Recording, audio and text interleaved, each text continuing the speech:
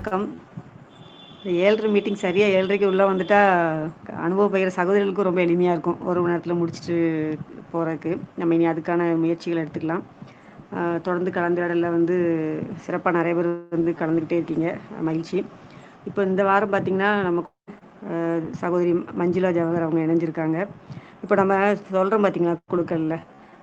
இவங்க இப்போ மஞ்சுளா சகோதரிக்கு ஒரு பிரசவ அனுபவம் கொஞ்சம் கொடுமையா இருந்தனால, அடுத்து அந்த தேடல், அந்த விருப்பம் எல்லாம் வந்து அவங்களுக்கு வந்து எவ்வளோ அழகா அவங்களோட விருப்பத்த சாத்தியப்படுத்தியிருக்குங்கிறத இப்போ நம்ம அவங்க அனுபவத்திலேருந்து நம்ம தெரிஞ்சுக்க போறோம். ஏன்னா குழு சார்ந்த சகோதரிகள்ட்ட பேசுறது, அவங்க நேர்லலாம் போய் சந்திச்சிருப்பாங்கன்னு நெனைக்கிறேன். எனக்கு அந்த மாரி ஒரு ஞாபகம். நம்ம அவங்ககிட்ட கேட்டு தெரிஞ்சுக்கலாம். அந்த மாதிரி என்ன செய்ய பலப்படுத்திக்கிறாங்க. இப்போ நெறைய சகோதரிகள் நம்ம அதுதான் பார்க்குறோம். சந்தேகங்கள கேட்டு, வாய்ப்பு இருந்தா அவங்கள நேர்ல போய் பார்த்து, அப்படின்னு சொல்லிட்டு, இந்த நம்மோட அந்த இயல்ப வந்து பலப்படுத்திக்கிறாங்க. அத உள்வாங்கிக்கிறாங்க. அப்ப கருத்தா உள்வாங்கும்போது, அது ஆழ் மனசுல ரொம்ப அழகா ஸ்ட்ராங் ஃபவுண்டேஷன் வந்து விழுந்துருது. அப்ப அந்த இயல்ப அவங்க அனுபவிக்கும்போது, அவங்க சொல்றதுக்கு தயாராகுறாங்க. இப்படிதான் நம்ம பார்க்குறோம். இந்த அனுபவங்கள் வந்து இப்படிதான் பகிரப்படுது. அந்த வகையில நமக்கு இன்னைக்கு சகோதரி இணைஞ்சிருக்கிறாங்க. வணக்கம்மா. உங்க குடும்பத்துக்கு வாழ்த்துக்களும், பாராட்டுகளும். மஞ்சு நீங்க பேச ஆரம்பிங்கம்மா. அனைவருக்கும் வணக்கம். என் பேர் மஞ்சுளா ஜவஹர். நான் வந்துட்டு என்னோட குழந்தை வந்துட்டு மே 12ஆம் தேதி வந்துட்டு பிறந்தாங்க. இந்த குழுவுல வந்துட்டு அக்டோபர்ல வந்துட்டு நாங்க வந்துட்டு போன வருஷம் வந்துட்டு ஜாயின் ஆனோம். இந்த குழு பத்தி எங்களுக்கு எப்படி தெரிஞ்சிச்சுன்னா, நாங்க யூடியூப் வந்துட்டு பார்க்கும்போது வந்துட்டு தெரிஞ்சுது. அதுக்கான தேடல் வந்துட்டு எப்போ வந்துச்சுன்னா வந்துட்டு வந்துட்டு செப்டம்பர்ல வந்துட்டு கன்சீவ் ஆனதை கன்ஃபார்ம் பண்ணோம். அதுக்கப்புறம் வந்துட்டு நாங்க வந்துட்டு இதுக்கு போயிருந்தோம், செக்கப் போயிட்டு கன்ஃபார்ம் ஆயிடுச்சு. அதுக்கப்புறம் வந்துட்டு நாங்க ஹாஸ்பிட்டல் போயிருந்தோம் ஃபர்ஸ்ட். வந்துட்டு அப்போ வந்துட்டு நாங்க செக்கப் பண்ணும்போது வந்துட்டு இந்த மாதிரி கன்ஃபார்ம் பண்ணாங்க. அப்போ வந்துட்டு ஸ்கேன் எடுத்துக்கலாம் அப்படின்னு சொல்லிட்டு அப்பவே வந்துட்டு இன்டர்னல் ஸ்கேன் பண்ணிட்டாங்க டக்குன்னு. அப்போ வந்துட்டு ஒரு 5 வாரம் தான் இருக்கும். அந்த சமயத்துல இது பண்ணிட்டாங்க. எனக்கு ரொம்ப உடம்பு முடியாமலே போயிருச்சு ஒரு 2 மாசம். இது வந்துட்டு 2வது குழந்தை. ஸோ முதல் குழந்தைக்கு நாங்க என்ன பண்ணோம்னா, முதல் குழந்தைக்கு நான் வந்துட்டு மாசமா இருக்கும்போதே வந்துட்டு ஃபஸ்லூர் ரஹ்மான் அவரோட புக் வந்துட்டு நான் அப்பவே படிச்சிருந்தேன். ஆனா வந்துட்டு இப்ப இருக்கிற புரிதல் வந்துட்டு அப்ப இருந்துச்சு அப்படின்னு நீங்க கேட்டீங்கன்னா கண்டிப்பா இல்ல.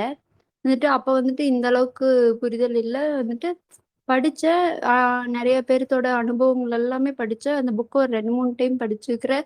ஆனாலும் வந்துட்டு எனக்கு அந்த அளவுக்கு கான்ஃபிடன்ஸ் வந்துட்டு கிடைக்கல.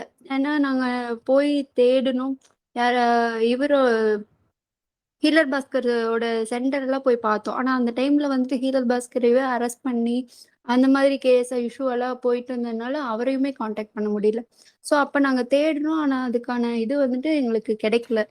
ஸோ அப்போ வந்துட்டு சரி நேச்சுரோபதி டாக்டர் கிட்டயே போய்க்கலாம் அப்படிங்கிற ஒரு இதுல வந்துட்டு நாங்க நேச்சுரோபதி டாக்டர் கிட்டயே போய், அவங்க வந்துட்டு ஹரிணின்னு சொல்லிட்டு ப்ளூமிங் பெல்லின்னு சொல்லுவாங்க. அது ரொம்ப ஃபேமஸ்.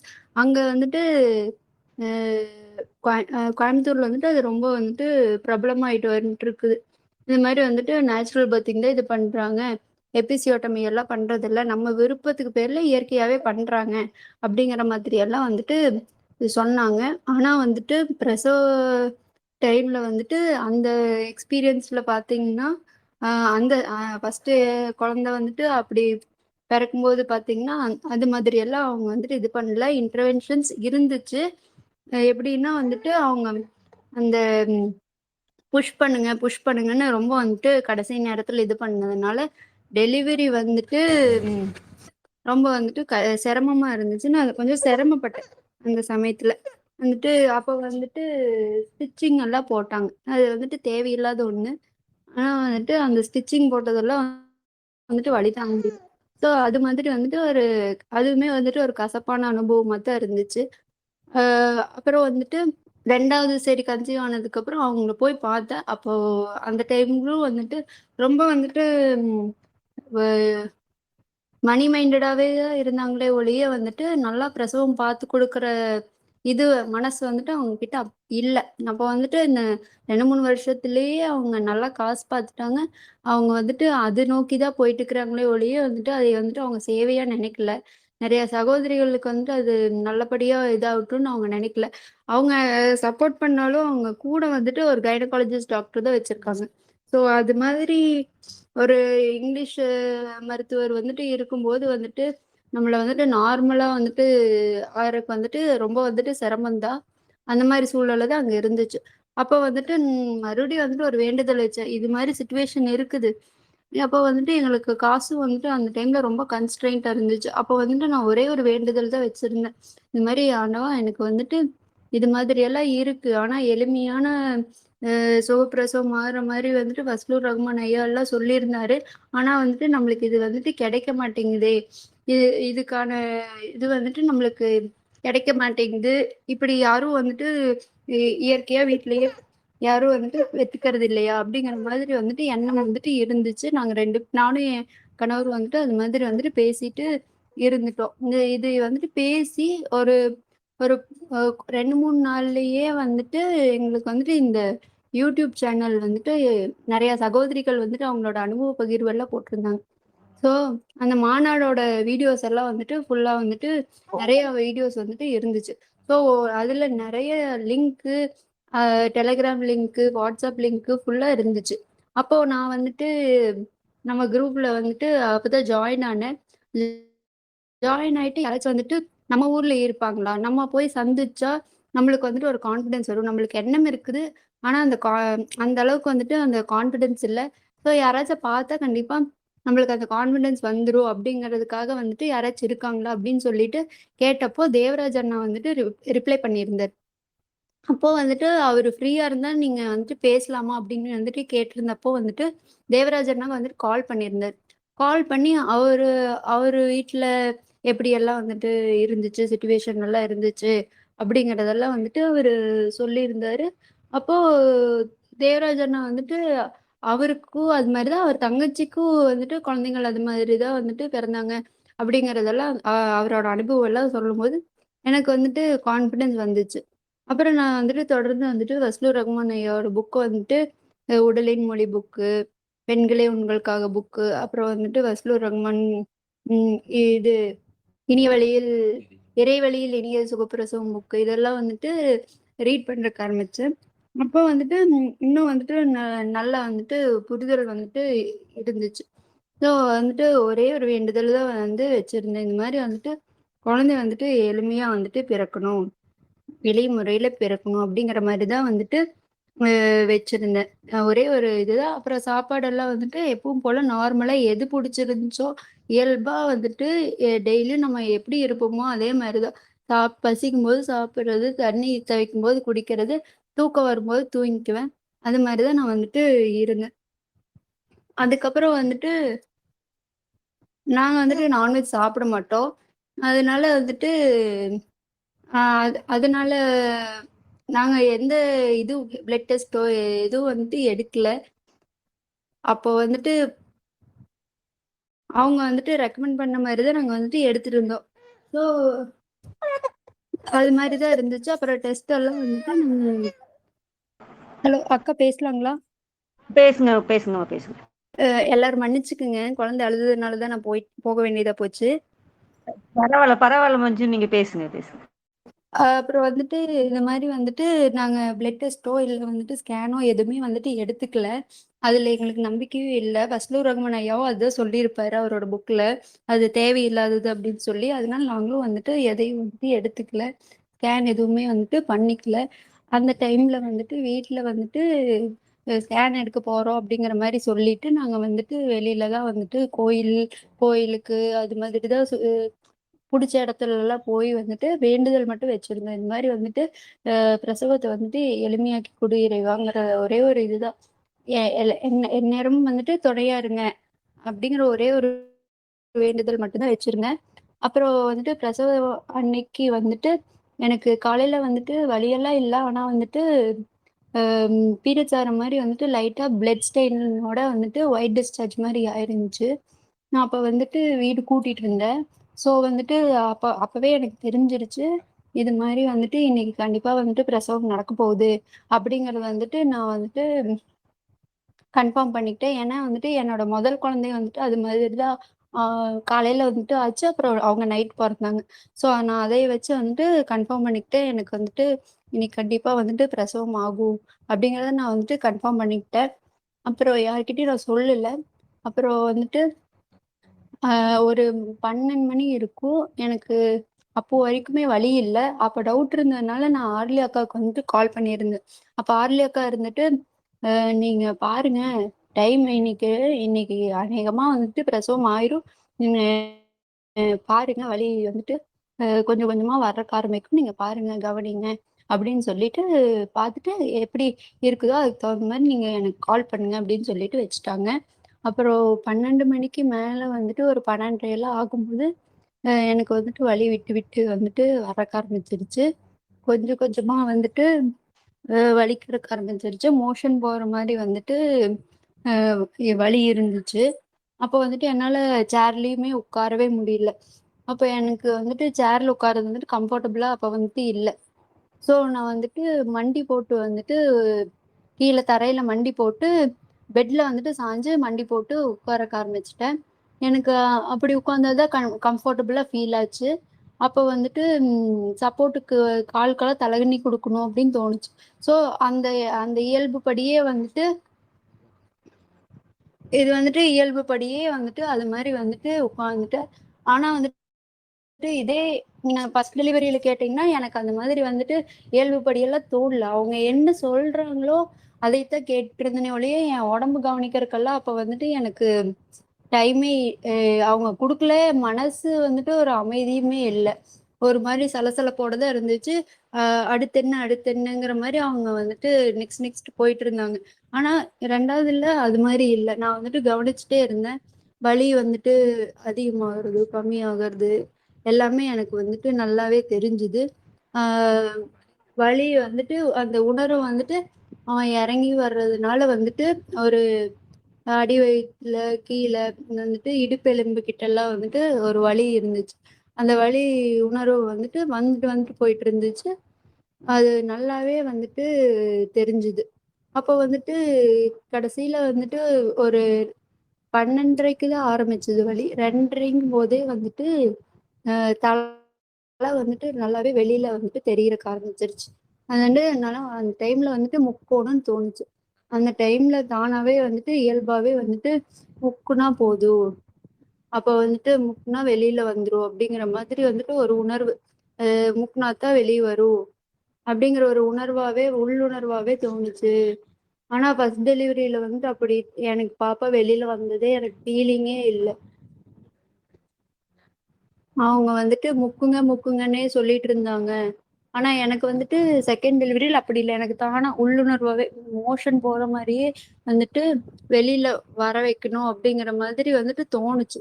ஸோ தோணுனதுனால வந்துட்டு நான் வெளியில வந்துட்டு வந்துட்டு ஒரு 2:50, 2:55ங்கும்போது வெளியில வந்துட்டு வந்துட்டா. அ அந்த அளவுக்கு வந்துட்டு ஒரு முக்குனா ஒரு அ உடனே வந்துட்டு வந்துட்டாங்க. அப்ப வந்துட்டு நான் வெளியில வந்தோனே பையன வந்துட்டு புடிச்சுட்டு எங்க ஹஸ்பண்ட் வந்துட்டு சப்போர்ட் பண்ணிட்டு புடிச்சுட்டு இருந்தாரு.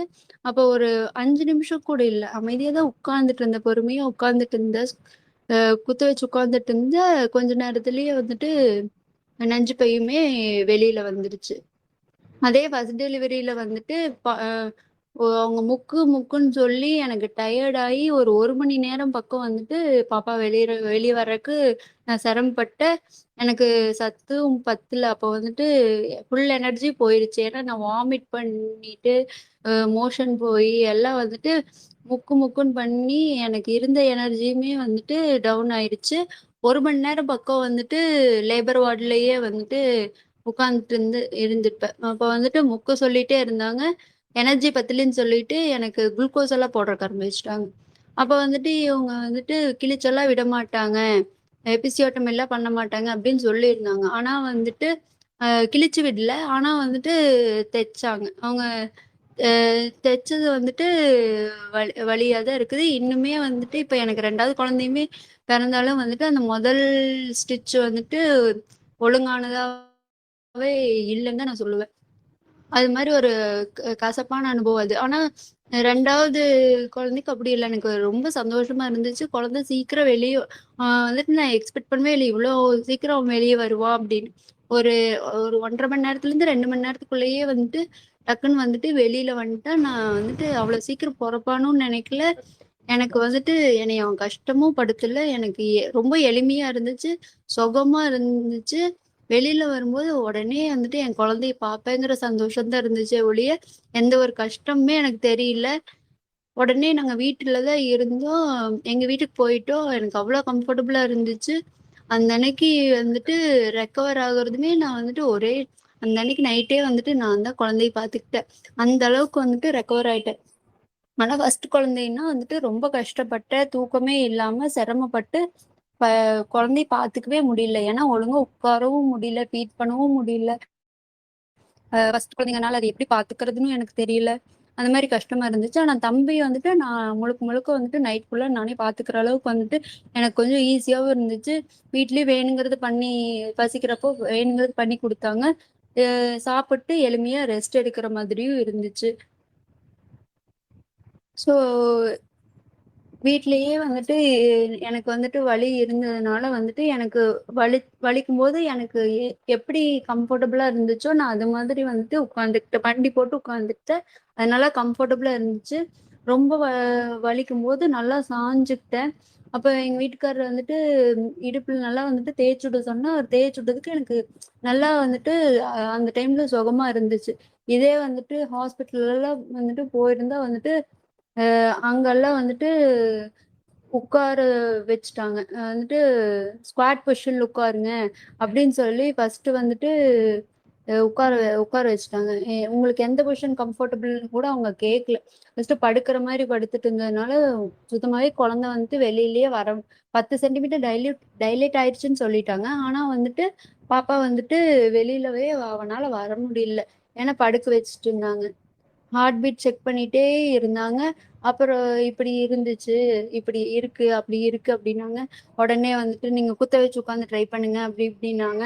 குத்த வச்சு உட்காந்து வந்துட்டு ஒரு இது இல்ல, புஷ் பண்ணுங்க அப்படின்னு.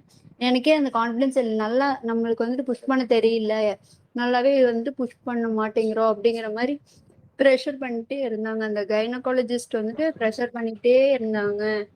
ஏன்னா ஹார்ட் பீட் 150க்கு போகுது, 140க்கு போகுது, 160க்கு போகுது, நீ புஷ் பண்ணு, சீக்கிரம் இது பண்ணு, அது பண்ணு அப்படின்னு சொல்லிட்டு டைவர்ட் பண்ணிட்டே இருந்தாங்க. இந்த டைவர்ஷன்லயே வந்துட்டு 1 மணி நேரத்துக்கு மேல வந்துட்டு வழியிலேயே வந்துட்டு சிரமப்பட்டேன். ஆனா தம்பிக்கு அப்படியெல்லாம் இல்லை. நான் வந்துட்டு எப்படி சாயங்காலம் ஆயிரும் அப்படின்னு நினைச்சேன். ஆனா சாயங்காலம் நான் நினைச்ச மாதிரியெல்லாம் இல்ல. 3 மணிக்கே ஒரு 10 நிமிஷம் தான். நான் 10 நிமிஷம் கூட முக்கி இருக்க மாட்டேன். ஒரு 5 நிமிஷம் தான் முக்கி இருப்பேன்னு நினைக்கிறேன்.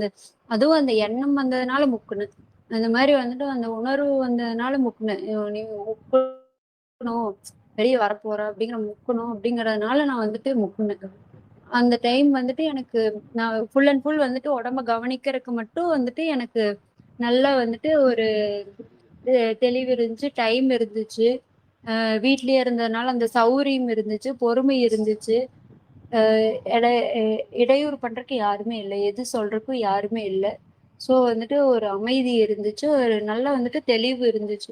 ஸோ அவன் இறங்கி வர்றது, வலிக்கிறது அதெல்லாம் வந்துட்டு கவனிக்கிறதுக்கும் டைம்ங்கிறதோட கவனிக்கிறதுக்கும் ஒரு ஸ்பேஸ் இருந்துச்சு. ஒரு மைண்ட் ரிலாக்ஸேஷன் வந்துட்டு எனக்கு முற்றிலும் வந்துட்டு தம்பி பொறக்கையில வந்துட்டு இருந்துச்சு. அதுக்கப்புறம் தம்பி வந்துட்டு எளிமையாவே பிறந்துட்டான். 2 பேர்த்துக்குமே வந்துட்டு பாப்பாக்கும் சரி தம்பிக்கும் சரி 2 பேர்த்துக்குமே கழுத்தை சுத்தி வந்துட்டு கொடி இருந்துச்சு. வந்துட்டு நான் வந்துட்டு இத்தனைக்கும் வந்துட்டு ரொம்ப ஒல்லியா இருப்பேன். ஒழுக்கமா வந்துட்டு தண்ணி குடிக்க மாட்டேன். அஹ் நிறைய தண்ணி எல்லாம் குடிக்க மாட்டேன். 5 லிட்டர் 4 லிட்டர் ஒரு நாளைக்கு குடிக்கணும் அப்படி இப்படிங்குவாங்க. அந்த அளவுக்கெல்லாம் வந்துட்டு நான் குடிக்கவே மாட்டேன். நான் அளவு அளவுக்கு அதிகமா தண்ணி என்னால குடிக்கவே முடியாது. ஃபர்ஸ்ட் டெலிவரி டைம்ல எல்லாம் வந்துட்டு என்ன உடம்பே இல்ல, என்ன ஏறவே மாட்டேங்கிறீங்க அப்படின்னு நான் வந்துட்டு குழந்தை பிறக்கிற சமயத்திலயும் ஒரு 48 49 கிலோ தான் இருந்திருப்பேன். 2வது என் பையன் பிறக்கையிலயும் நான் வந்துட்டு ஒரு 48 49 கிலோ அந்த அளவுக்கு தான் இருந்திருப்பேன். நாங்க வெயிட்டும் போட்டு பார்க்கல, எந்த ஹாஸ்பிட்டலும் போகல, எங்கேயும் வந்துட்டு போய் ஸ்கேன் எடுக்கல. RCHIDக்காக ஏதோ ஒரு பக்கம் கவர்மெண்ட் ஹாஸ்பிட்டல்ல போய் ஸ்கேன் எடுத்துக்கலாம், பேருக்காச்சும் எடுத்துக்கலாம், நாளைக்கு வந்துட்டு பிறப்பு சான்றிதழுக்கு பிரச்சனை இருக்கக்கூடாதுன்னெல்லாம் என் ஹஸ்பண்ட் சொன்னார். இருந்தாலுமே வந்துட்டு எனக்கு அந்த நம்பிக்கையே இல்லை. அந்த சைடு நம்ம போனோம்னா நம்ம மாட்டிக்குவோம், நம்மள வந்துட்டு டார்ச்சர் பண்றக்கு ஆரம்பிச்சிருவாங்க, நம்மளுக்கு அந்த சந்தோஷமே இருக்காது அப்படிங்கிற எண்ணம் தான் எனக்கு இருந்துச்சு. அதனால நான் போகவே இல்லை. அந்த RCH ஐடியுமே நாங்க எதுவுமே வந்துட்டு அதுக்காக பண்ணிக்கவே இல்லை. எல்லாமே குழந்தை பிறந்ததுக்கு அப்புறம் தான் அதை பதிவு பண்றதா இருக்கட்டும், அதுக்கான வேலையெல்லாம் வந்துட்டு குழந்தை பிறந்ததுக்கு அப்புறம் தான் பொறுமையா வந்துட்டு ஒரு 4 நாள் கழிச்சு தான் பண்ணோம். 5வது நாள்ல தான் வந்துட்டு பண்ணிட்டு இருந்தோம். ஸோ பிறப்பு சான்றிதழ் பத்தி வந்துட்டு மஞ்சு அக்கா.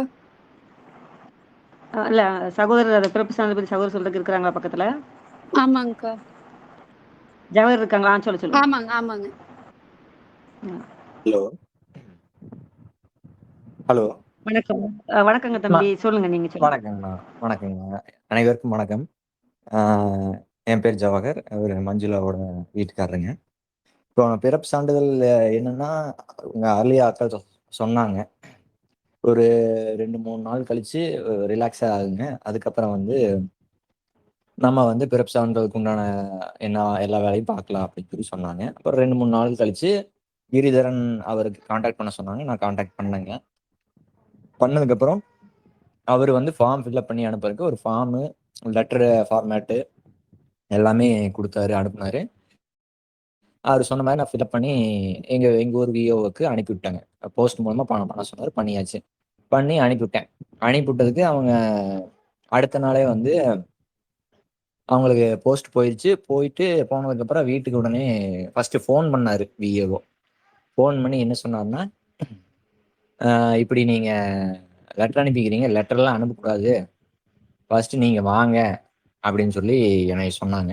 அப்புறம் நான் போனதுக்கு போலான்ட்டு இருந்தேன். ஆனால் மறுபடியும் ஒரு கொஞ்ச நேரம் கழிச்சு கால் பண்ணி, நீங்கள் என்ன பண்ணீங்க, மறுபடியும் RCH ஐடி வாங்கணும், நீங்கள் வந்து உங்கள் ஊர் ஆரம்ப சுகாதார நிலையத்துக்கு போய் அங்கே நர்ஸ் இருப்பாங்க, அவங்ககிட்ட RCH ஐடி வாங்கிட்டு வாங்க அப்படின்னாங்க. எதுக்குங்க RCH ஐடி அப்படின்னு சொல்லி கேட்டேன். இல்லை, நாங்கள் வந்து பிறப்பு பதிவு பண்ணுறது இல்லை, நீங்கள் அவங்ககிட்ட போய் பதிவு பண்ணிட்டு வாங்க அப்படின்னாங்க. அவங்க பிறப்பு சான்றிதழ் பதிவு பண்ணுறாங்களா அப்படின்னு கேட்டதுக்கு, ஆமாங்க அவங்க தான் பதிவு பண்ணுறாங்க, ஆரம்ப சுகாதார நிலையம் தான் பதிவு பண்ணதுன்னு சொல்லி என்னை அனுப்பிவிட்டாங்க. இது மிகப்பெரிய ஒரு ப்ராசஸ். அங்கேயும் இங்கேயும் என்னை அழைக்க விட்டாங்க. இது ஒரு 10 நிமிஷம் மேலே ஆகும் நான் சொல்றது. நான் சொல்லிடுறேன் முழுசா என்ன நடந்தது. அப்போ வந்து போய் நான் ஆரம்ப சுகாதார நிலையத்தில் கேட்டதுக்கு அவங்க என்னன்னாங்க, எதுக்கு நீங்கள் இப்படி இது பண்ணீங்க அப்படின்னு சொல்லி என்னை கேட்டாங்க. இல்லை, அது எங்கள் விருப்பம் அப்படின்னு சொல்லி சொன்னதுக்கு, சரி நீங்கள் பழைய RCH ஐடி எடுத்துட்டு வாங்கன்னு சொன்னாங்க. அப்புறம் நான் வீட்டில் வந்து தேடி பிடிச்சி RCH ஐடி எடுக்கிறதுக்கு பார்த்தா RCH ஐடி கிடைக்கல. அப்புறம் நாங்கள் அரை மணி நேரம் அதுக்கு மேலே தொலைவி இருப்பேன், கிடைக்கல. அப்புறம் மறுபடியும் அவங்ககிட்ட போனதுக்கு சரின்னு சொல்லிட்டு அவங்களே பதிவு பண்ணி வச்சுருந்தாங்க. ஏன்னா முதல் குழந்தைக்கு நாங்கள் பதிவு பண்ண RCH ஐடி இருக்குது. அதுலேயே மறுபடியும் எடுத்து புது ஒரு கார்டு போட்டாங்க. புது கார்டு போட்டு என்ன பண்ணாங்க, அதுலேயே வந்து பழைய அதே ஐடியை மறுபடியும் எழுதி கொடுத்து, இப்படி குழந்தை பிறந்துருச்சு அப்படின்னு சொல்லி எழுதி கொடுத்துட்டாங்க. ஆனால் என்ன எழுதி கொடுத்துட்டாங்கன்னா, இந்துஸ்தான் ஹாஸ்பிட்டலில் பிறந்ததுன்னு சொல்லி எழுதி கொடுத்துட்டாங்க. நான் ஃபர்ஸ்ட் அதை பார்க்காம வாங்கிட்டு வந்துட்டேன். வாங்கிட்டு வந்துட்டு இவர் விஏஓ கிட்ட கொடுத்தேன். கொடுத்ததுக்கு அவர் ஜெராக்ஸ் எடுத்து கொடுக்கணுன்னாரு. ஜெராக்ஸ் எடுத்து கொடுத்துட்டேன். நான் கொடுத்ததுக்கப்புறம் அடுத்த நாள் வந்து நான் பார்த்துட்டு சொன்னேன், இப்படி வந்து வீட்டில் பிறந்த மாதிரி எழுதி கொடுத்துக்கிறீங்க அப்படின்னு சொல்லி சுகாதார நிலையத்தில் கேட்டதுக்கு, இல்லை அது பரவாயில்ல, அது ஒன்றும் பிரச்சனை இல்லை அப்படின்னு சொல்லி அவங்க சொன்னாங்க. சரின்னு சொல்லி நானும் விட்டுட்டேன். அப்புறம் 1 வாரம் 2 வாரம் ஆச்சு. அப்புறம் எதுவுமே கூப்பிடல. அப்புறம் கூப்பிடாததுனால அப்புறம் நான் என்ன பண்ணேன், மறுபடியும் அப்பா வச்சு கேட்டதுக்கு அப்புறம் மறுபடியும் ஒரு நாள் வர சொன்னாங்க. வர சொன்னதுக்கு நான் போனதுக்கப்புறம் ஃபார்ம் ஃபில்அப் பண்ணி கொடுத்தாங்க. இன்னொரு ஃபார்ம், ஒரிஜினல் ஃபார்ம் ஒன்று கொடுத்தாங்க, அவங்க வச்சுருந்தாங்க. அதை ஃபில்அப் பண்ண சொன்னாங்க. நான் வந்து ஃபில்அப் பண்ணி அதை மறுபடியும் கொடுத்து, அதுலேயே ஆனால் அதில் என்ன டீட்டெயில் போட்டிருந்தேன்னா, மரபு வழியில் வீட்டில் பிறந்த மாதிரி தான் நான் எழுதி கொடுத்துருந்தேன். லெட்டரும் அப்படித்தான் எழுதி கொடுத்துருந்தேன். ஆனால் எங்கள் RCH ஐடியில் வீட்டில் அதாவது ஹாஸ்பிட்டலில் பிறந்த மாதிரி ஃபில்அப் பண்ணி கொடுத்துட்டாங்க. ஆனால் இத்தனைக்கு ஒரே ஐடி தான், ஒரே நம்பர் தான் 2 குழந்தைகளுக்குமே. அதே எனக்கு தெரில. சரின்ட்டு நான் எழுதி கொடுத்துட்டேன். எழுதி கொடுத்துட்டு வந்ததுக்கப்புறம் சரி எப்படி இருந்தாலும் பதிவு பண்ணியாச்சு. அந்த பதிவு பண்ண நம்பரும் கூட அவங்க காமிச்சாங்க.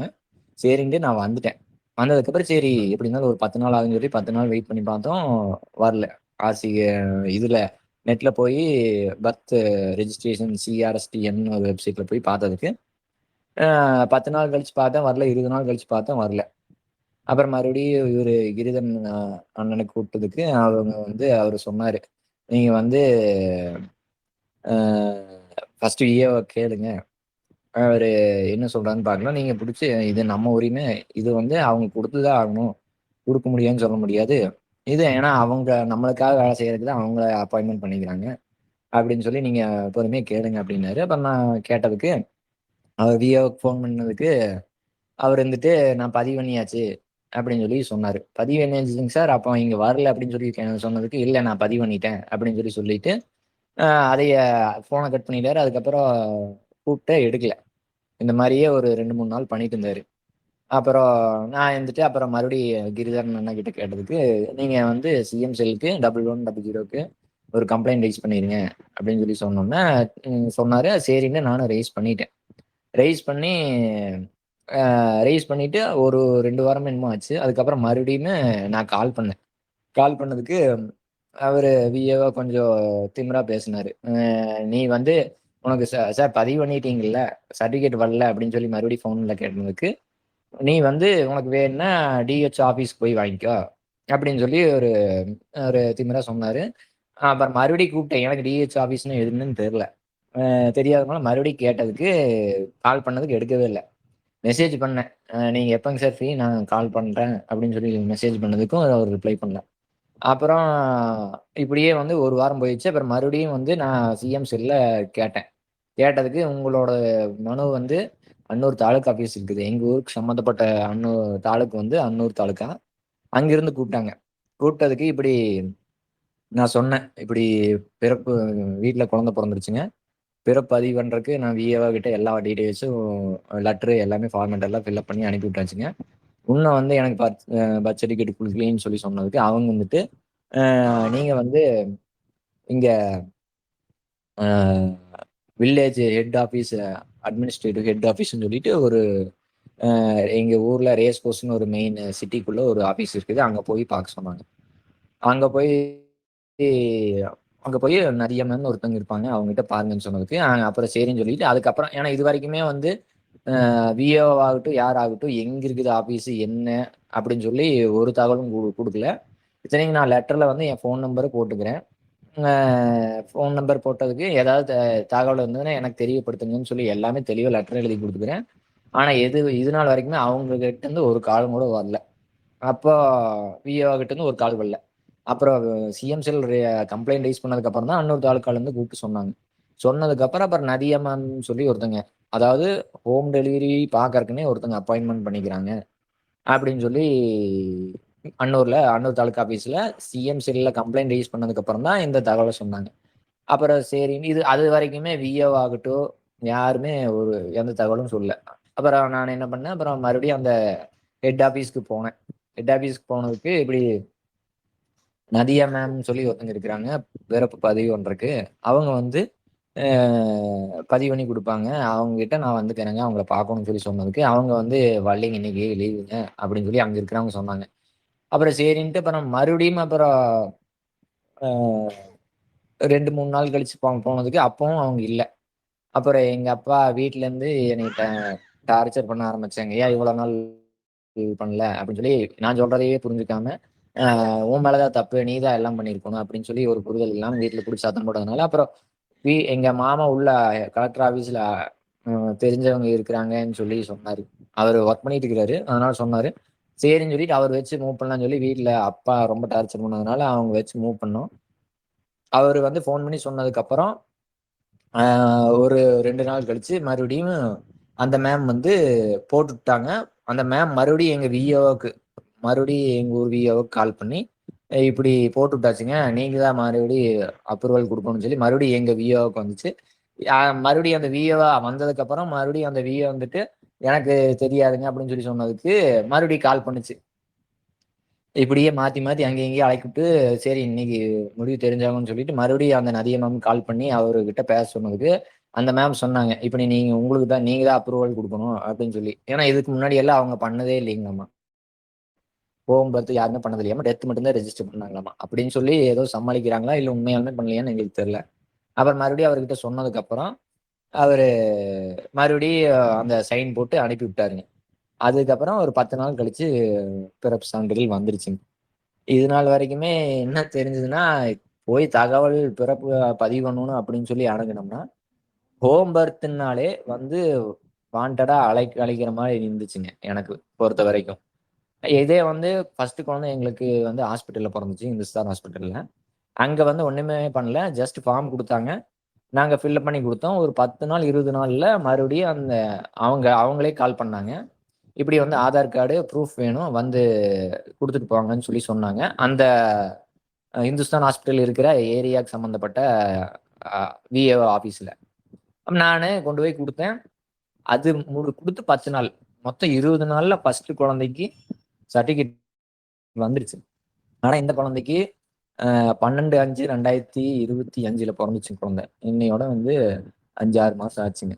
இப்போ இந்த குழந்தைக்கு நான் எப்போ வாங்குனேன்னா, போன 1 மாசத்துக்கு முன்னாடி தான் வாங்குனேன். 4 மாசமா வந்து அவங்க கிட்ட இருந்து ஒரு தகவலும் வரல. நானே தான் வந்து ஒவ்வொரு தடவையுமே எங்க புடிக்கணும், யார புடிக்கணும்னு சொல்லி கேட்டு, அ அவங்கள புடிச்சுமே அவங்களும் சரியான தகவல் சொல்லாம அப்படியே இழுத்தடிச்சுட்டு, அவரு மெத்தனமா அவரு வாண்டடா வந்து இவங்க எப்படி பெத்துக்கலாங்கிற ஒரு மென்டாலிட்டில இருக்கிற மாரி எனக்கு தோணுச்சு. எப்படி வீட்ல பெத்துக்கலாம்? எப்படி இவங்கள எல்லாம் அட்டாக் பண்ணலாங்கிற மாரி அவங்க ஃபாலோ பண்ணிட்டு இருக்கிறாங்கன்னு எனக்கு தோணுச்சு. அதனாலயே என்னமோ என்னன்னு தெரியல. 4 மாசமா இழுத்தடிச்சு இப்போ தான் சர்டிபிகேட் வந்திருக்குங்க. இதுதான் பர்த் சர்டிபிகேட்டோட அனுபவம். ப்ளீஸ். அக்கா முடிஞ்சுதுங்க. நல்லதுங்க. சிறப்பு. தம்பதிகள் சகிதமா வந்து நீங்க இன்னைக்கு கலந்துரையாடல்ல கலந்துக்கிட்டு ரொம்ப சிறப்பா, அதான் என்ன இன்ச் பை இன்ச்சான்னு சொல்லுவாங்கல்ல, அந்த அளவுக்கு. இன்னைக்கு உண்மையிலே வந்து அ ரொம்ப மனதார வந்து உங்க 2 பேருக்குமே நாங்க பாராட்டு தான் சொல்லணும். ஏன்னா, இந்த வாரங்கள் வந்து கேள்விகளுக்கு எல்லாம் வந்து இன்னைக்கு வந்து மஞ்சுவோட அனுபவம் வந்து மிக சிறந்த பதிலா இருந்தது. அதில ஃபர்ஸ்ட்டு என்னன்னு பார்த்தீங்கன்னா, எடுப்பிலே வந்து நீங்க ஒரு விஷயத்த வந்து உடைச்சு பேசுனீங்க. அதாவது இயற்கை வழின்னு சொல்லியே வந்து என்ன பண்றாங்கன்னா, நெறைய வந்து வியாபாரத்த நோக்கி திரும்ப ஆரம்பிச்சுட்டாங்க. நாங்க வந்து அதாவது நீங்க நம்மளோட யூடியூப் சேனல்ல வந்து நம்ம ரவி சகோதரர் ஒரு அழகான ஒரு பாட்டு ஒண்ணு எடிட் பண்ணி போட்டிருப்பாரு. எத்தன பேர் கேட்டிருக்கீங்கன்னு தெரியல. முடிச்ச பிறகு கேட்காதவங்க கேட்கலாம். அதாவது மிக எளிமையான சுகமான பிள்ளை பேர் வந்து வீட்டில் மட்டும் தான் சாத்தியம் அப்படின்னு சொல்லி ஒரு பாட்டு ஒண்ணு போட்டிருப்பாங்க. அது வந்து 100க்கு 100 உண்மை. ஏன்னா, இப்ப என்ன ஆயிடுச்சுன்னா, மரபுல நாங்க செஞ்சு குடுக்குறோம். இயற்கை வழியில நாங்க செஞ்சு குடுக்குறோம். பிரசவம் வந்து யாரும் செஞ்சு குடுக்குறதில்ல. அது இயல்பா நடக்கிறது. அதுதான் அங்க மஞ்சு அழகா சொன்னாங்க. இயல்பா நடக்கிற விஷயம். அத தாய் வந்து அனுபவிச்சு கடக்க வேண்டிய விஷயம். நான் செஞ்சு குடுக்குறேன், நான் பார்த்து குடுக்குறேன் அப்படின்னு சொல்லிட்டு எங்க கொண்டு போறாங்கன்னா, வியாபாரத்துல கொண்டு நிறுத்துறாங்க. அதுலயும் ரொம்ப ஸ்பெஷல் பார்த்தீங்கன்னா, இயற்கை வழி அப்படின்னு சொல்லி ஏமாத்துறவங்க அதிகமா ஆயிட்டாங்க. இன்னொன்னு பார்த்தீங்கன்னா, எந்த இயற்கை வழி மருத்துவமனை நீங்க போயிட்டீங்க அப்படின்னாலே, அங்க என்ன இருக்கும் அப்படின்னா, அவங்களோட சிலபஸ வந்து அவங்க செஞ்சே தான் ஆவாங்க. அது வெர்ஜினல் கட்டா இருக்கட்டும், அந்த திருப்பி அத ஸ்டிச் பண்றதா இருக்கட்டும், அப்புறம் குழந்தை தலை தெரிஞ்ச உடனே பிடிச்சு இழுக்கிறதா இருக்கட்டும், பிளாசண்டாவ கிளீன் பண்றேன்னு உள்ள கைவிட்டு பிடிச்சு இழுக்கிறதா இருக்கட்டும். இந்த மாதிரி இதெல்லாமே வந்து அவங்க சிலபஸ்ல உள்ள விஷயம். அப்போ வீட்ட தவிர வேற எங்கேயும் வந்து சுகமான, எளிமையான பிள்ளைப்பேறு சாத்தியமானா அது இல்ல. அதுல அதுல இயல்பே கிடையாது. இன்னொரு விஷயமும் அழகா சொல்லிருக்காங்க. என்னன்னு பார்த்தீங்கன்னா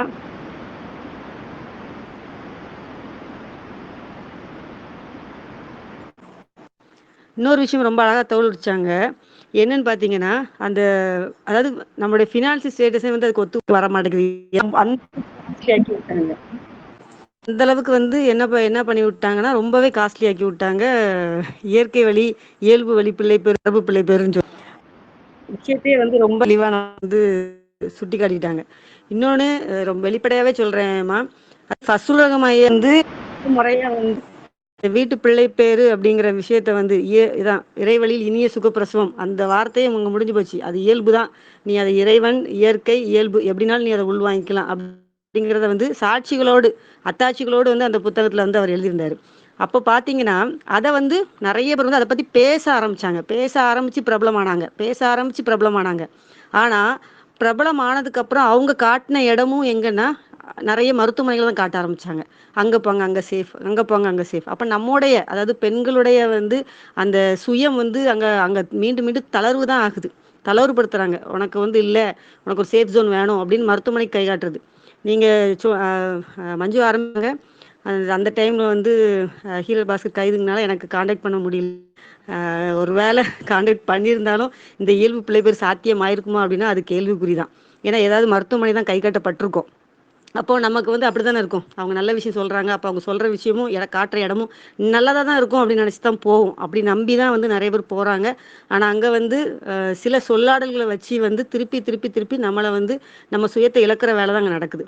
அப்போது நம்ம எப்பவும் சொல்கிற மாதிரி இயல்பான எளிமையான பிள்ளை பேர் வீட்டில் மட்டும்தான் சாத்தியம்.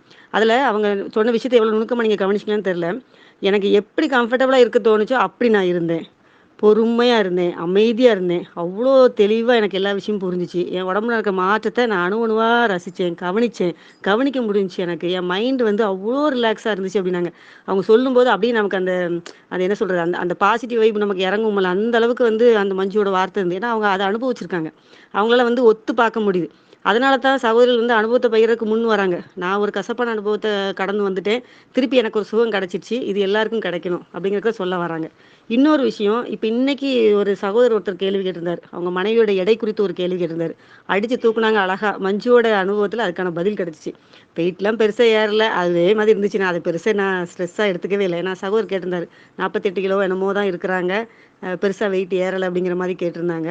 அப்போ அதுக்கும் இன்னைக்கு நமக்கு பதில் கிடச்சி. அப்போ அந்த இந்த இயல்பு நடக்கும்போது பார்த்தீங்கன்னா, நம்ம அந்த குறிச்சி தேடல் இருக்கும்போது அதுக்கான விளக்கங்கள் வந்து யார் மூலியமாவது நமக்கு கிடைச்சிட்டே இருக்குது. இப்படி தான் நம்ம நம்மளை பலப்படுத்திக்கணும், இப்படி தான் இந்த சமூகம் பெருகும், அந்த வழியில் நம்ம போய்க்கணும். இப்போ ஜவஹர் சொன்னாங்க, அவங்க வந்து பிறப்பு சான்றிதழ் கொஞ்சம் அலக்களிக்க வச்சாங்க அப்படின்னு. ஏன்னா அவங்களுக்கே தெரிய மாட்டேங்குது. இந்த 30-40 வருஷமா பிள்ளை பேர் அப்படிங்கிறது அது நடக்கிற இடம் மருத்துவமனைங்கிற மாதிரி அந்த ரிஜிஸ்டர் அங்கேருந்து அங்கே கை மாறிடுது, கையெழுத்து போட்டு இப்படி தான் பிறப்பு சான்றிதழ் கொடுக்கணும் போல் இருக்குன்னு அவங்க நினைச்சிட்டு இருக்காங்க. அப்போ வீட்டில் பிறந்த பிள்ளைக்கெல்லாம் வந்து சான்றிதழ் கொடுக்க முடியாதா அப்படின்னு கேட்டால் அப்படி கொடுக்க முடியாதுன்னு சொல்ல முடியாது. அவங்களும் மற்ற மக்கள் தொகை கணக்கெடுப்புக்குள்ள வரமாட்டாங்களான்னா அப்படி சொல்ல முடியாது இல்லைங்களா. அப்போ அங்கேயுமே அதாவது துறை சார்ந்தவர்களுக்கே நம்ம மூலியமாக தான் வந்து நிறைய விளக்கங்கள் தேவையா இருக்கு. இனி அடுத்தடுத்து இப்போ மஞ்சு வந்து இனி அடுத்தடுத்து குழந்தை பெற்றுக்கிட்டாலும் அந்த ஏரியாவில் உள்ளவங்க அடுத்தடுத்து வீட்டில் குழந்தை பெற்றுக்கிட்டாலும் அவங்க ரொம்ப எளிமையாக இனி அணுக முடியும். ஏன்னா ஆல்ரெடி இவங்க வந்து ஒரு ப்ரொசீஜர் அவங்களுக்கு காட்டிட்டாங்க, இப்படிலாம் இருக்குது, இந்த ஃபார்மெட்லாம் இருக்குது. ஏன்னா நம்ம வந்து அந்த உயிருள்ள சாட்சிகள் சான்றாவணம் வந்து நம்ம வைக்கிறோம், 2 பேர்ட்ட நம்ம சாட்சி கையெழுத்து வாங்கி வைக்கிறோம்.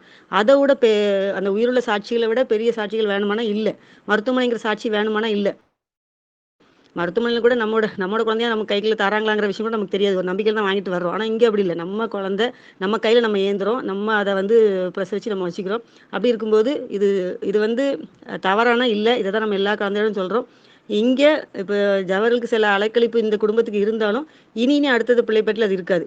இன்னும் இப்போ இவங்க இதுலேயுமே நிறைய நுணுக்கங்களை வந்து தெரிஞ்சிருப்பாங்க. இதெல்லாம் தேவையில்லை, இந்த அலைச்சல்லாம் நமக்கு தேவையில்லை, இது வீண் விரயம், நம்ம நேரங்களோட வீண் விரயம் தான் அப்படிங்கிறது இப்போவுமே அவங்களுக்கு புரிஞ்சிருக்கும்.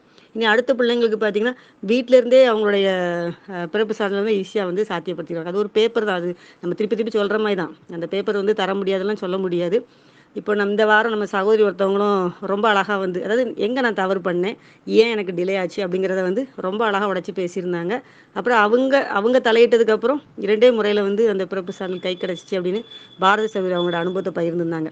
இப்படி தான் நம்ம வந்து நம்ம துறை சார்ந்தவர்களுக்கு ஒரு அவேர்னஸ் கொடுக்க வேண்டியிருக்கு.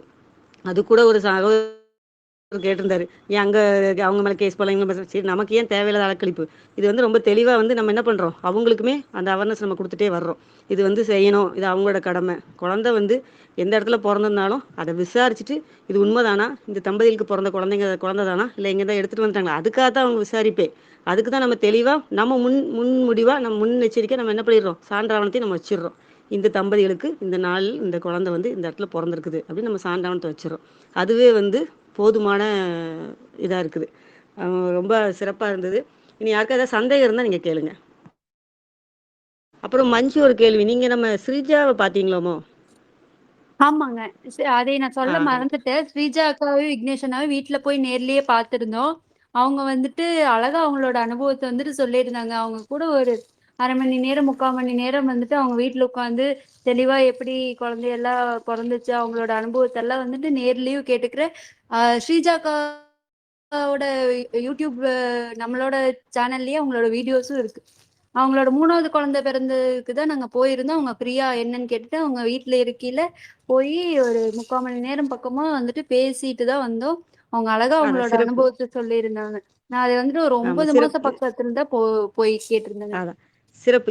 இதுதான் நம்ம சகோதரிகள் இப்ப தொடர்ந்துமே செய்றாங்க. அதாவது அவங்க தேடல், அந்த விருப்பம் அப்படிங்கும்போது, அதுக்கான வழிகள் என்ன? போய் பார்த்து அந்த மனமகிழ்ச்சிய பெற்றுக்கிறது, அத ஆழ் மனசுல பதிவு பண்ணிக்கிறதெல்லாம் ரொம்ப சிறப்பான விஷயம். நல்லதும்மா. யாருக்காவது கேள்விகள் இருந்தா கேட்கலாம்.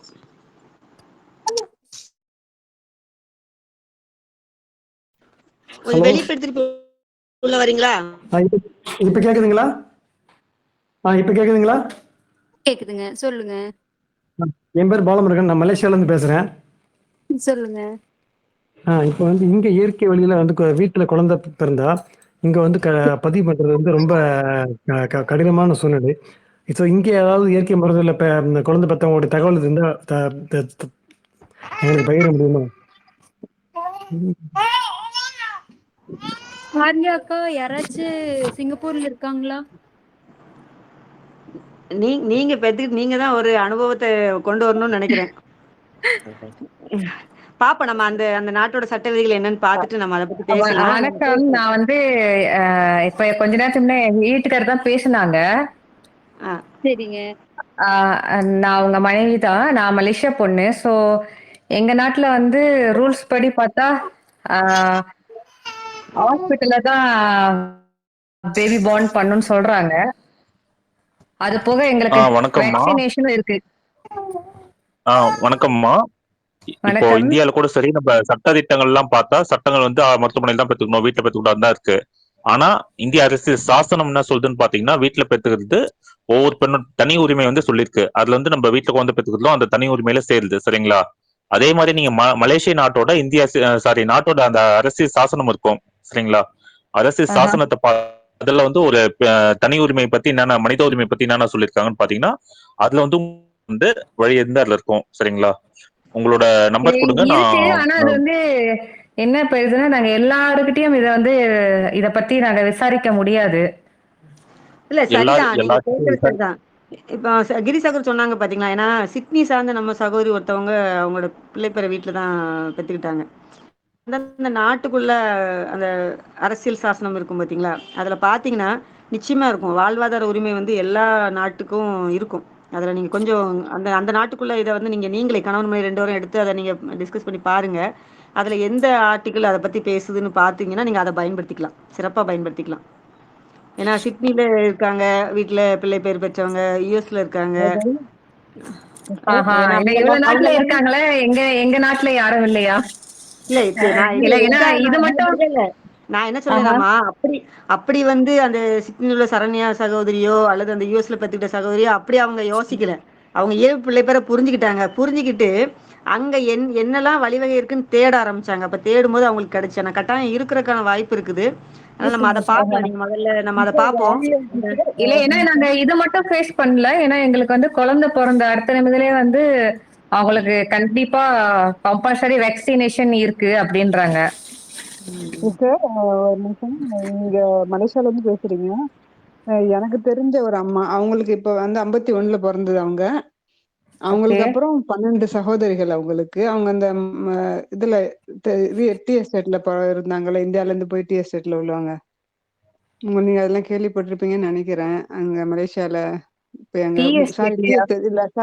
ரப்பர் தோட்டத்துல வேலை செஞ்சவங்க. ரப்பர் தோட்டம் இப்ப இங்க ரொம்ப இல்ல. ஏன்னா இப்ப இல்ல. நிறைய இடத்துல இருந்தது. அவங்க பிறந்தது எனக்கு தெரிஞ்ச அந்த பாட்டிமா பிறந்தது 51. அதுக்கப்புறம் அவங்களுக்கு வந்து 12 சகோதரிகள். அவங்க வீட்டுல மொத்தம் 13 பிள்ளைங்க. அவங்க அம்மா அத்தனை பிள்ளைங்களும் வீட்டுலதான் பெத்ததா அவங்க சொன்னாங்க.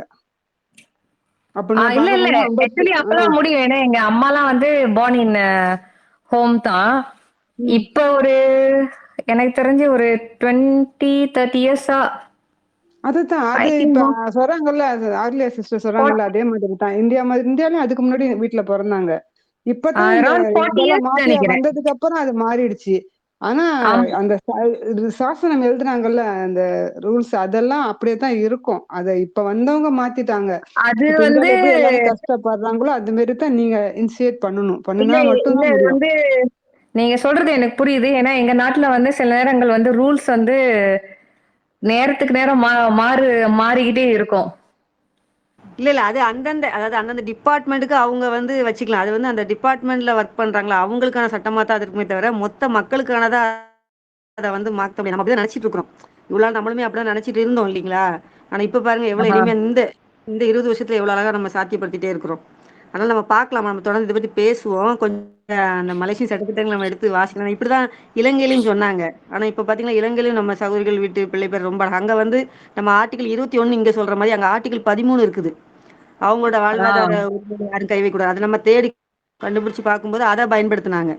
அதை பயன்படுத்தி அழகா வீட்டில் பிள்ளை பெற்றவங்க இருக்கிறாங்க. அதே மாதிரி மலேசியாவுக்கும் இருக்கும், நம்ம பார்க்கலாம்.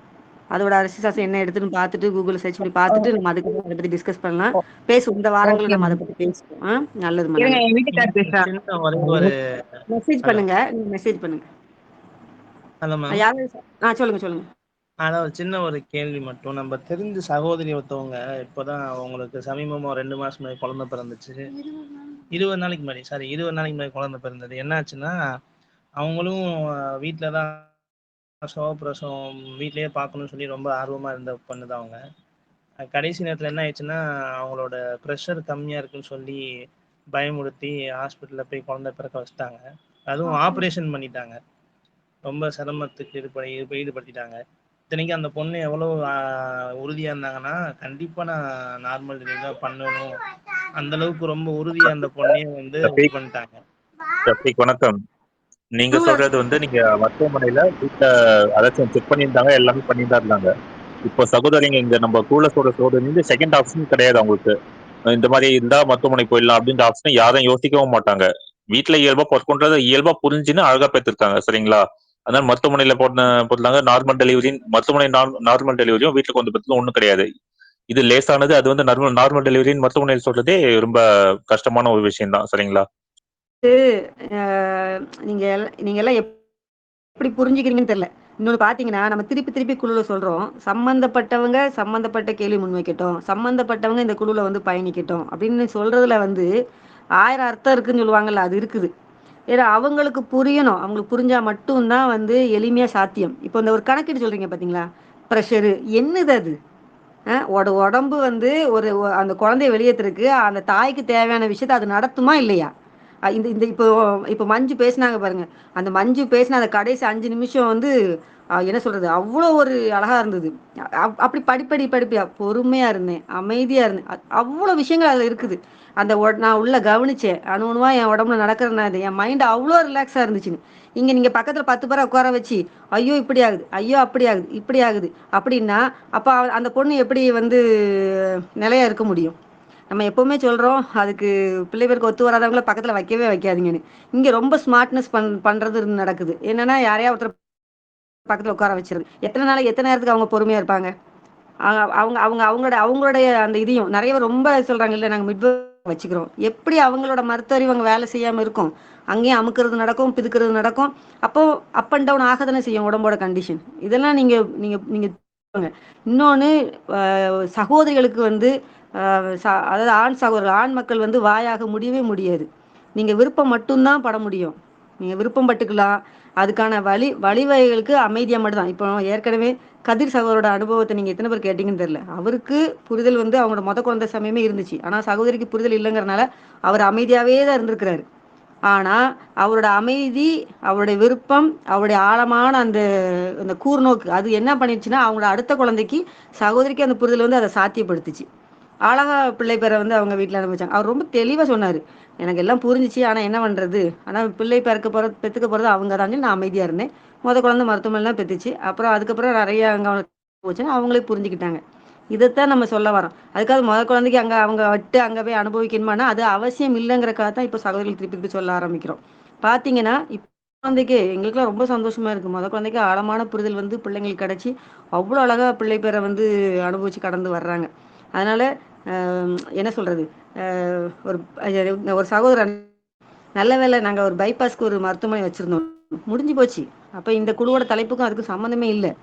அங்கே போய் இருந்துட்டு இங்கே இருக்க சகோதரிகளுக்கு ஃபோன் பண்ணி கேட்குறது, அங்கே சேர்த்துட்டோம், அங்கே அப்படி சொல்கிறாங்க இப்படி சொல்கிறாங்க. நம்ம தான் அப்படி ஒரு கேட்டே இல்லைங்கிறோம். அப்போ அங்கே சொல்கிற கணக்கெடுக்கலாம் நீங்கள் இங்கே வந்து கேட்டிங்கன்னா பாவம் சகோதரிகள் எப்படி பதில் சொல்ல முடியும்? சரிங்களா? இப்போ அதைத்தான் நிறைய சகோதரிகள் திருப்பி திருப்பி கேட்குறதான். டெலகிராம முதல் நாள் பதிவில் இருந்து கேட்குறீங்களா, சகோதரிகள் இருக்கிறாங்களா, இப்படி கேட்டாலே வந்து சிலவங்களுக்கு கோவம் வந்துடுது.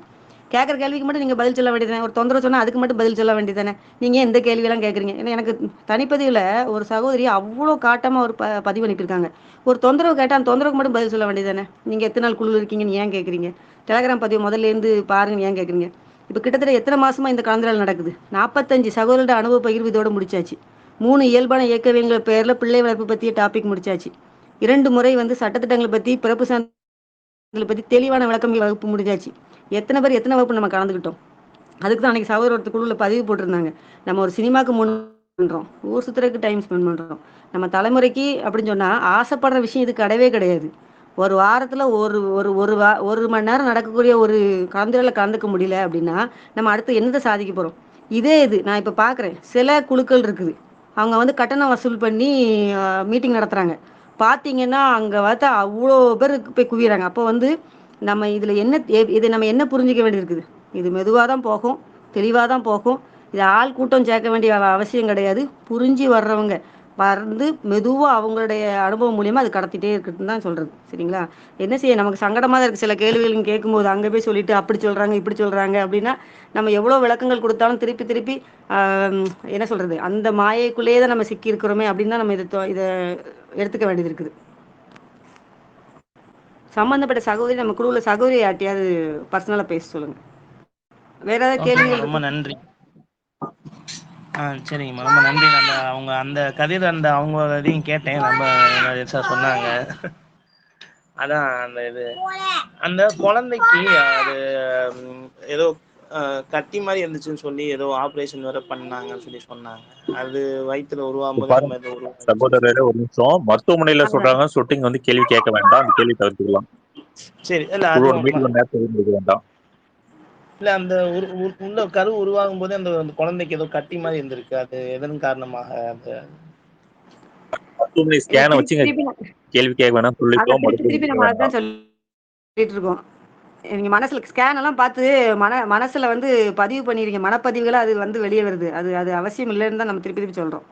வேற நான் ஒரு ஸ்கேன் கூட எடுக்கலன்னா நீங்க ஸ்கேன் வச்சு பேச வேண்டாம். ஒரு ஸ்கேன் கூட நான் எடுக்கல ஆக்சுவலா. அது அவசியம் இல்லை. ஸ்கேனோ இல்லை வந்துட்டு பிளட் டெஸ்டோ அவசியம் இல்லை. அதாவது பிள்ளை பேரு அப்படின்னாலே வியாதி மாதிரி ஆக்கி விட்டாங்க.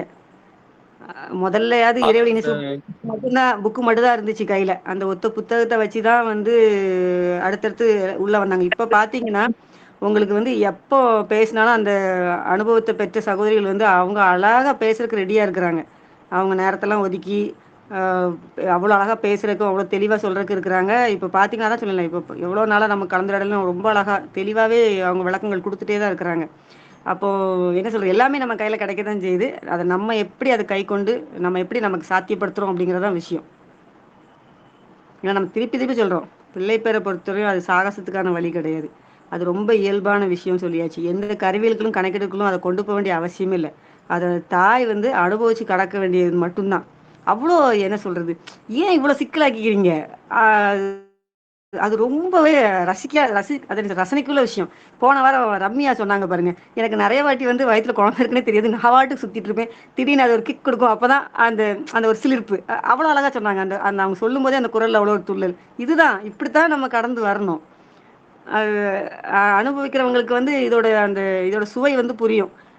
எல்லாருக்கும் கிடைக்கணும் அப்படிங்கிறது தான் வந்து, இது எல்லாருக்குமானது, எல்லா பெண்களுக்குமானது, எல்லாருக்கும் கிடைக்கணுங்கிறதுக்காக தான் திருப்பி திருப்பி இந்த பகிர்வுகள்.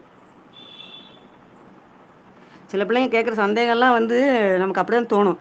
எப்படி எந்த அளவுக்கு இந்த 30-40 வருஷமா வந்து ஆணி அடித்த மாதிரி தலையில் இறக்கி விட்டுருக்காங்க சில விஷயங்களை அப்படின்னு. பரவாயில்ல, இந்த மாதிரி அனுபவங்கள் மூலியமா அதை களையப்படுறது அப்படிங்கிறது வந்து ரொம்ப நல்ல விஷயம். அதே மாதிரி பர்த் சர்டிஃபிகேட் விஷயம் ஒன்று சொல்லணும்னு நினைக்கிறேன். பிறப்பு குழந்தை பொருள் அதாச்சும் முதல்ல என்ன செஞ்சாங்க பார்த்தீங்கன்னா, வீட்டு பிரசவம் நடக்கூடாது, எல்லாமே மருத்துவமனை கண்ட்ரோல் தான் இருக்கணுன்ற மாதிரி பண்ணாங்க. இன்னைக்கு நம்ம சகோதரிகள் எல்லாமே உரிமையை பேசி தனக்கு உரிமை இருக்கு அப்படின்னு பேசி வீட்டில் பெற்றுக்க ஆரம்பிச்சிட்டாங்க. அதனால தடுக்க முடியலன்னு சொல்லிட்டு அவங்க பர்த் சர்டிஃபிகேட் வாங்குறதுல ஈஸியா வாங்கக்கூடாது, அவங்கள அலைய விடணும் அப்படின்ற மாதிரி பண்றாங்க. அதோட விளைவு என்னன்னு பாத்தீங்கன்னா, ஃபர்ஸ்ட் வந்து நம்ம குழந்தை பிறந்தது அப்படின்னு சொல்லிட்டு நேர்ல போய் மனு கொடுத்தாலோ எதுவும் கண்டுக்க மாட்டாங்க. அது வந்து தூக்கி போட்டு அப்புறம் அவங்களை அலைய விடுறது அப்படிலாம் பண்ணுவாங்க, வாங்க மாட்டேன் அப்படின்னு சொல்லிட்டு. இப்போ போஸ்டல் மூலமா நம்ம ரெஜிஸ்டர் போஸ்ட்ல அனுப்புறதுல அவங்களுக்கு வந்து மனு அங்க கை கிடைச்சது. ஒண்ணு, நான் இப்ப பண்றேன் அப்ப பண்றேன் அப்படின்னு சொல்லிட்டு நாள் வந்து இழுக்கடிக்கிறது, நாள் இழுக்கடிச்சு அலைய விடுறது, அப்புறம் எங்க போனோம் அங்க போனோம் சொல்றது. சிம்பிளான ஒரே ஒரு விஷயம். இதை நம்ம ஏற்கனவே வாராந்திர கலந்துரையாடலையும் சரி, பலத்தையும் சரி நம்ம குழு தோழர்கள் அனுபவத்துல சொல்லியிருக்காங்க. நம்ம பதிவு பண்ணோம், யார்கிட்ட நம்ம பதிவு பண்ணோமோ அவங்கள தான் நம்ம வந்து கேட்கணும்.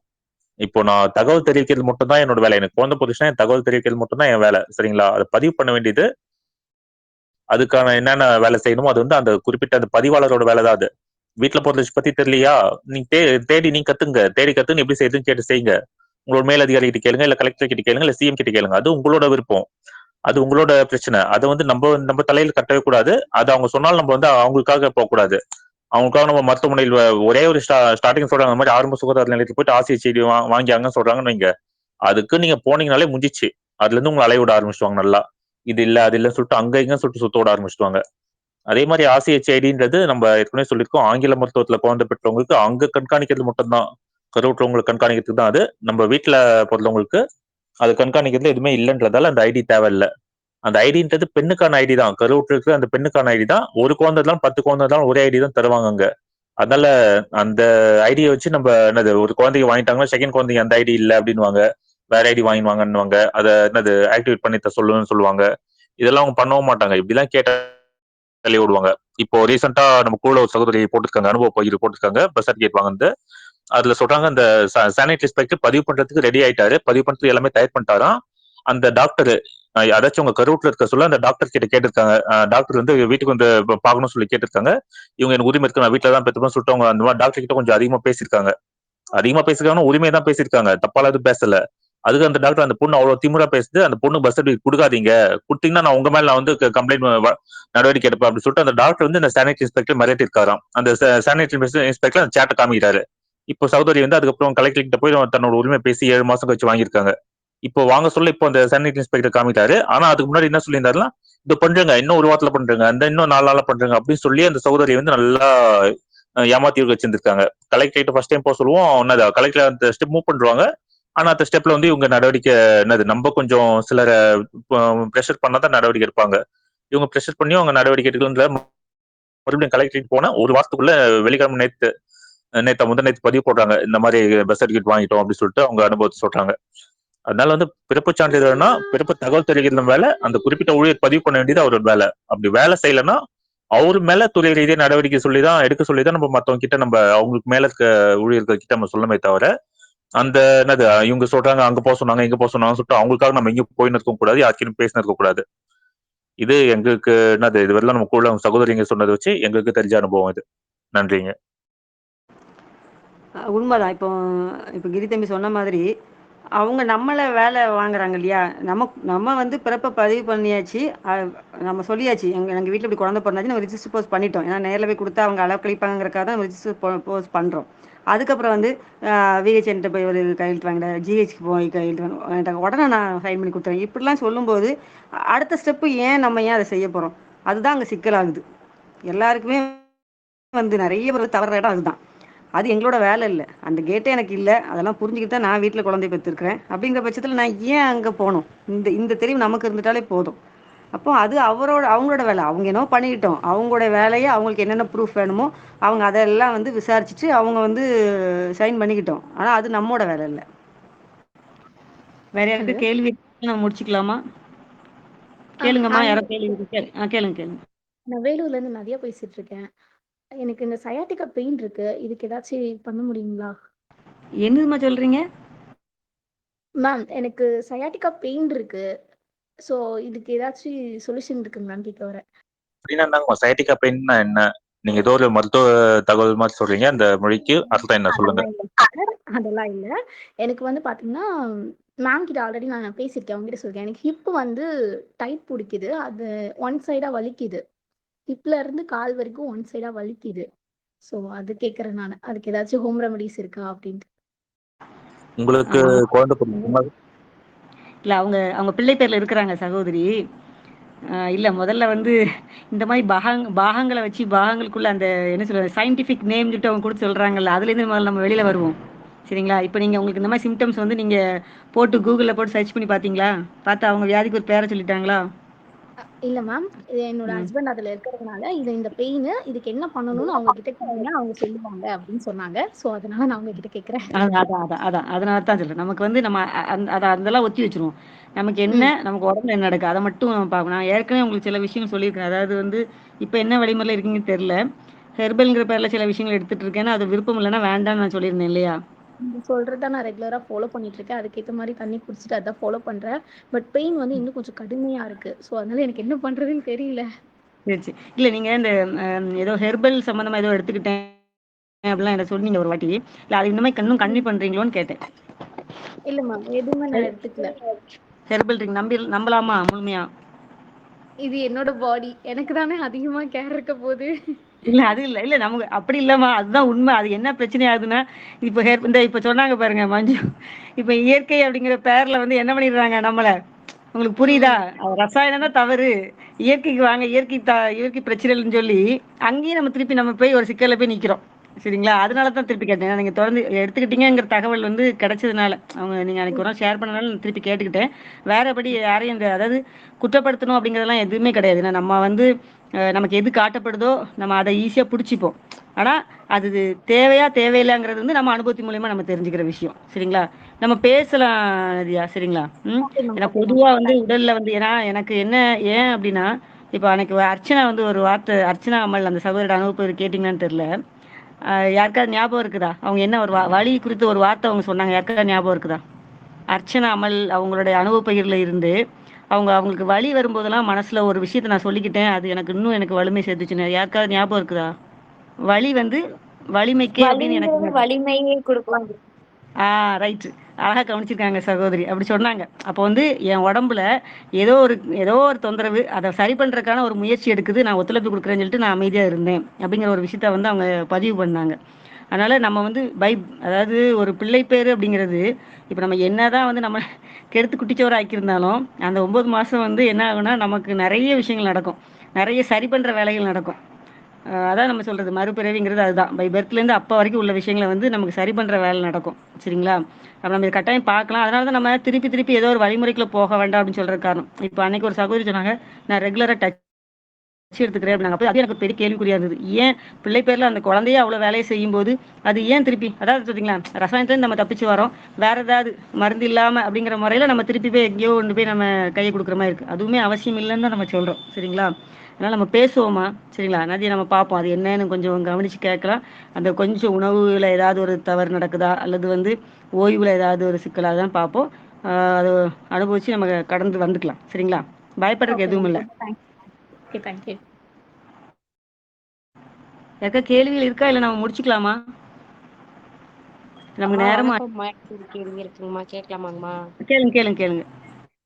அம்மா எனக்கு வந்து ஒரு பையன் இருக்காம்மா. 9 இயர்ஸ் ஆகுது. செகண்ட் பேபிக்கு வந்து ட்ரை பண்றேன். அது இன்னும் செட் ஆக மாட்டேங்குது. அந்த டைம்ல தான் நான் ஸ்கேன் பண்ணும்போது எண்டோமெட்ரியோசிஸ் இருக்குனாங்க. வயிறு ரொம்ப வலி இருந்தது. பிளஸ் வெஜைனல் ஏரியா ஃபுல்லாமே வலி இருந்ததுனால எண்டோமெட்ரியோசிஸ்ன்னு சொன்னாங்கம்மா. ஆனா அதுக்கப்புறம் நான் எந்த ட்ரீட்மெண்ட் எடுக்கல. இந்த குரூப்ல ஜாயின் பண்ணதுக்கப்புறம் ஒரு சாரோடைய கைடன்ஸ்னால நான் அக்கு பிரஷர் போயிட்டு இருக்கேன்மா இப்போ. அது கொஞ்சம் வலி சரியாகுது. அது இடையில வந்துட்டு நானு ஒரு யூடியூப் சும்மா பார்க்கும்போது, இயற்கை மருத்துவத்துல கர்ப்பவாணி சூரணம் வாங்கி நீங்க யூஸ் பண்ணுங்க அப்டின்னாங்க. அது எனக்கு எந்த வகையில சரியா இருக்கும்னு தெரியலம்மா. அது இல்ல எப்படிம்மா? நம்ம குழுவுல வந்து நீங்க ஏற்கனவே பார்த்துருப்பீங்க. எந்த ஆமா, ஆமா. மருந்துகளோ, எந்த டெலீட் பண்ண கசாயம், ஆமாங்கம்மா. எந்த இதோ நம்ம எனக்கு வந்து பரிந்துரைக்கல. ஆனா ஆமாங்கம்மா. நம்ம பேசலாமா? நீங்க நாளைக்கு எனக்கு ஒரு மெசேஜ் மட்டும் பண்ணுங்க. நம்ம பேசுவோம். சரிங்களா? சரிங்கம்மா, என்னன்னா, சரிங்கம்மா. அ அதான் திருப்பி திருப்பி அந்த ஒரு பேர் வச்சு நம்ம மனசுல பதிய வைக்கிறாங்க பார்த்தீங்களா? அப்புறம் மனச தான் அங்க குழப்பி விட்டுர்றாங்க. ஏதோ ஒரு ம். சின்ன ஒரு விஷயமா தான் இருக்கும். அந்த இடத்துல நம்ம ஸ்டக் ஆயிருப்போம். அது என்னதுன்னு சொல்லி கொஞ்சம் பேசினா நமக்கு தெளிவு கிடைக்கும். இப்ப பேசிய சரி. தெளிவு கிடைச்சதுக்கு அப்புறம், அன்னஜோதியா நீங்க உங்களோட அனுபவத்த நம்ம கலந்துரையாடல்ல நம்ம பகிர்ந்துக்கலாம். சரிங்களா? கண்டிப்பாம்மா, இப்ப கண்டிப்பாம்மா. நீங்க விஷயம் என்னன்னு சொல்லிட்டீங்க. இப்ப இது சார்ந்து ஆமாங்கம்மா. நிச்சயமா வந்து சகோதரிகள் வந்து பதில் குடுப்பாங்க. சரியா? அப்ப சரிங்கம்மா, அதெல்லாம் நம்ம சரிங்கம்மா. எடுத்து பார்த்துட்டு, நம்ம கலந்து பேசுவோம். அப்புறம் நிச்சயமா ம். உங்களுக்கு அது சிறப்பான ஒரு தீர்வு கிடைக்கும். அந்த தீர்வு கிடைச்சதுக்கு அப்புறம் நம்ம அத குழுவுல பகிர்ந்துக்கலாம். கண்டிப்பாம்மா, கண்டிப்பாம்மா. நானும் நல்லதும்மா. சீக்கிரம் இந்த மாரி ஒரு நல்ல உணர்வுகள பதியணும்னு நானும் எனக்கு ரொம்ப விருப்பமா இருக்கேன்ம்மா. நிச்சயமா. வாழ்த்துக்கள் ம். எல்லாருக்குமானதுதான். நிச்சயமா அது நடக்கும் விரைவில். தேங்க்யூம்மா. தேங்க்யூங்கம்மா. நன்றிங்கம்மா. நமக்கு நேரம் ஆயாச்சு, நம்ம முடிச்சுக்கலாம்னு நினைக்கிறேன். இனி ஏதாவது கேள்விகள் இருந்தால் நீங்கள் குழுவில் கேளுங்க. மஞ்சு வந்து அவங்களுக்கு நேரம் கிடைக்கும்போது நிச்சயமாக வந்து நமக்கு பதில் கொடுப்பாங்க. ஒரு நாளுமே வந்து கலந்துரையாடல் வந்து அடுத்தடுத்த படிநிலைக்கு போகுது அப்படிங்கிறத நம்ம பார்க்குறோம். ஏன்னா ஒரு கலந்துரையாடல் முடியும் போது இன்னைக்கு என்ன இவ்வளோ விஷயம் நமக்கு தெரிஞ்சிச்சா அப்படின்னு நமக்கு தோணுது. அடுத்த கலந்துரையாடல் வரும்போது அதுக்கு ஒருபடி மேலே. அப்போ இன்னைக்கு வந்து அப்படிதான் இயற்கைங்கிற பேரில் வந்து எப்படி இயல்பாக இருக்கணும்னு நினைக்கிறவங்கெல்லாம் ஏமாற்றப்படுறாங்க அப்படிங்கிற விஷயத்தை இன்னைக்கு தெளிவுபடுத்திக்கிட்டோம். அப்புறம் பார்த்தீங்கன்னா அவங்க அந்த கடைசி ஒரு 5 நிமிஷம் அவங்களோட பிள்ளை பேரை அவங்க ரசித்து சொன்ன விதத்தில் வந்து அவங்க பயன்படுத்திய வார்த்தைகள் மிக செறிவான வார்த்தையாக வந்து அவங்க இன்னைக்கு பயன்படுத்தினாங்க. அவ்வளோ அருமையாக இருந்து ஒரு தாய் வந்து புரிஞ்சிக்க வேண்டிய விஷயம் இதுதான் அப்படிங்கிறது தான் அவங்க சொன்ன விஷயம். ரொம்ப மகிழ்ச்சி இன்னைக்கு வந்து தம்பதி சகிதமாக நம்மளோட இருந்து அவங்க அனுபவத்தை வந்து சிறப்பாக பகிர்ந்துக்கிட்டாங்க. அவங்க குடும்பத்தினருக்கு வாழ்த்துக்களும் பாராட்டுகளும். அதே மாதிரி இன்னைக்கு கலந்துரையாடலில் கலந்துக்கிட்டு என்ன சொல்கிறது வெளிப்படையாக அந்த சந்தேகங்கள் கேட்ட சகோதரிகளுக்கும் வாழ்த்துக்களும் பாராட்டுகளும். எல்லாத்துக்குமே வந்து தீர்வு இருக்குது. அதுதான் இதில் நம்ம உணர்ந்துக்க வேண்டிய விஷயம். சரி பண்ணக்கூடிய ஆற்றலும் சரியாகக்கூடிய இதுவும் வந்து நம்மகிட்டே தான் இருக்குது. ஆனால் அதில் ஏன்னா சில விஷயம் நான் எப்பவுமே சொல்கிறது தான், சில விஷயங்களை வந்து நமக்கு திரிபா சொல்லி வச்சுருக்காங்க. நம்ம பேசும்போது நமக்கு தெளிவு கிடைக்குது, அவ்வளோதான். இதில் வந்து இவங்க இப்படி சொல்லிட்டாங்க, அவங்க அப்படி சொல்லிட்டாங்க, அவங்க தவறாக பேசிட்டாங்க, அப்படிலாம் எதுவுமே கிடையாது. இவங்க கோவப்படுறாங்க அப்படியும் கிடையாது. சரிங்களா? நமக்கு திருச்சி வைக்கப்பட்ட விஷயம் மருத்துவமனை தான் தீர்வுன்னு காட்டப்பட்டதே நம்மளை கொண்டு போயிட்டு இருக்காங்க. அப்படிலாம் இல்லை அப்படிங்கிறத நம்ம கலந்து பேசி நம்ம வந்து ஒரு தெளிவு அடைஞ்சிக்கிறோம். அதனால் இன்னைக்கு கலந்துக்கிட்ட எல்லாருக்குமே வந்து வாழ்த்துக்களும் பாராட்டுகளும். நம்ம மீண்டும் அடுத்த வாரம் கலந்துரையாடலில் சந்திப்போம். அனைவருக்கும் நன்றி. நன்றிங்கம்மா வாய்ப்பு கொடுத்ததுக்கு. வாய்ப்பு கொடுத்ததுக்கு ரொம்ப நன்றிங்க.